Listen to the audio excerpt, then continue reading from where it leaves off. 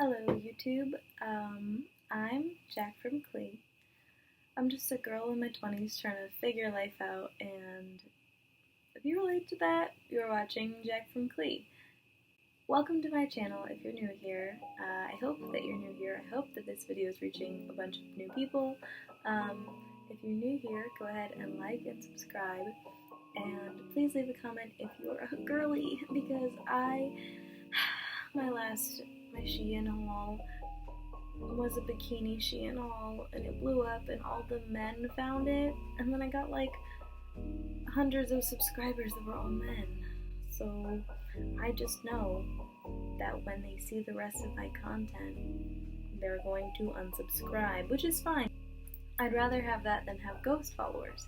However, hello, ghost subscribers? I don't know what I'm saying. I'm new to YouTube. What I'm saying is, if you're new here, please like and subscribe and leave a heart in the comment if you're one of the girlies, because I need some sister support. Anyway, enough about that. Welcome back to the subscribers that know me, love me, and just love to see me. I am filming in my New York apartment for the first time.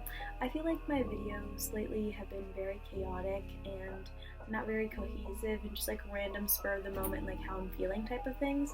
And I'm really tired of that, and I really want to be better at setting aside like, I'm making a video about this, and making a very cohesive, comprehensive video about something. Any topic. So I'm starting that today, and I've decided that I'm going to change the format of my videos and get into them like this. There will be other videos of me going out into the world and doing things, but for the videos that take place in my home, we're gonna do better. And now that I've said all that and you've made it through the 2-minute long intro, a word from our sponsors. Just kidding. I don't have a sponsor. Yeah, no. So the hill that I've decided to die on today is capitalism. And not just capitalism, but the consumption of humans and how that's multiplied under capitalism. So first we're going to talk about the consumption of humans in general. As a human, we have a lifespan of average 70 to 80 something, whoever knows how many years, okay? In that first, sorry, Piper's like playing with her water bowl. In that first year of life, you go through so much product. You go through baby formula, you go through socks, clothes, diapers, all of the stuff, the bag, the table, the laundry. Just think about how much you consume and ingest and how much you use as a consumer by the time you're a year old. And at that point, you don't even realize you're doing it. Simply existing in the United States or anywhere has got you consuming, and you're just using product. You're just using product. Loads and loads of things that you're using on a daily basis, and you are not even aware of it because you're just a tiny little baby. Innocence. Huh. So think about that for a second, right? Let that linger in your mind. Then think about all of the years in which you age and you grow, and you no longer fit the clothes you fit when you were a year old. You no longer fit the clothes you fit when you were 2 years old, and so on and so forth. And how much material you've gone through by the time you're in your 20s.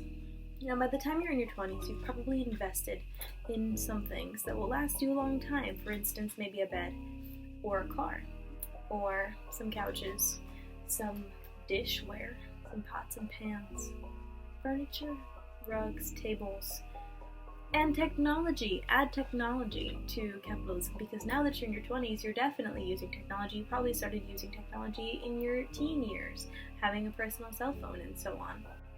What I'm getting at is think about how much you consume in general, just how much money is spent, okay? It's not really about the dollars right now, we're not even going to get into that. Just think about consumption. On top of that, add capitalism. In capitalism, anybody can start a business for whatever reason in order to not have monopolies, so there's not just one business owner dominating an entire market. For instance, Apple is probably on its way to becoming a monopoly, which I wonder if the government's going to do anything about it, but because they have so much money, Apple has more money than the government, I doubt that they will. Enough about that. Sorry, that was a sidebar.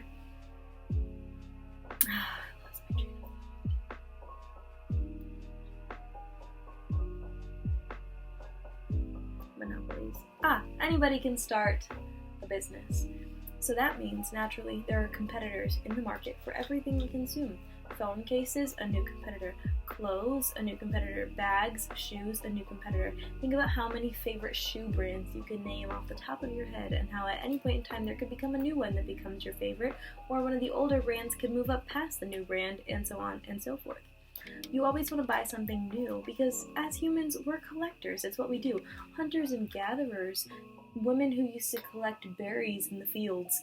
That's part of our nature, and we would collect animals, and when we were done eating an animal, we would collect its fur and its skin and use it as clothing.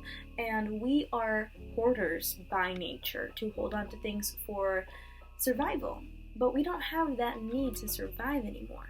So that leaves us keeping a bunch of crap that has cost us a lot of money over a long period of time. But under capitalism, things aren't made to last. Things are made to be thrown away. Things are made to be discarded. Clothes from Shein is made to be worn for a month or two and then thrown away and added to the big pile of garbage that is however much of the earth at this point.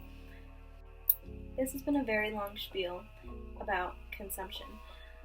And capitalism only multiplies consumption. So how do we fix that? I don't think there's a solution at this point in time. And the worst part is, like, sustainable clothing is so expensive, and capitalism has got us trapped right now, and us as in the middle and lower classes. We're at this point where, like, everything is becoming more and more expensive, but wages aren't changing at all. Wages have literally been the same for, I'm guessing, so if I'm wrong, go ahead and attack me in the comments, but literally like 75 years, the wages, that's too many. It's been less than that. Wages have been the same for a very long time, while the rate of living is going up dramatically. Rent is going up, the cost of gas is going up, the cost of groceries is going up. I just moved to New York, so all of these things are dramatically impacting my life, including the cost of groceries. Avocados were 2 for $5. Are we serious? Like, at this point, I could just go get avocado toast from somewhere for breakfast and it would cost me less money. I'm being dramatic, per usual. But I just really, being in New York has really just opened my mind and made me realize that there is so much wealth inequality in the United States. And of course, in New York, it's very dramatized and emphasized because not a lot of places are as big as this city. But if you go down to Billionaires Row on 57th, you can just see. I watched this video. I will link them in the description down below about all of the billionaires in New York and how a lot of these billion-dollar apartments are just empty, are just vacant, because people have a second or third or fourth home, and one of those is a 2-floor apartment on Billionaires Row that has an amazing skyline view of New York City. And then if you just go 100 blocks north, you already know. You can fill in the blanks. It's just devastating to see.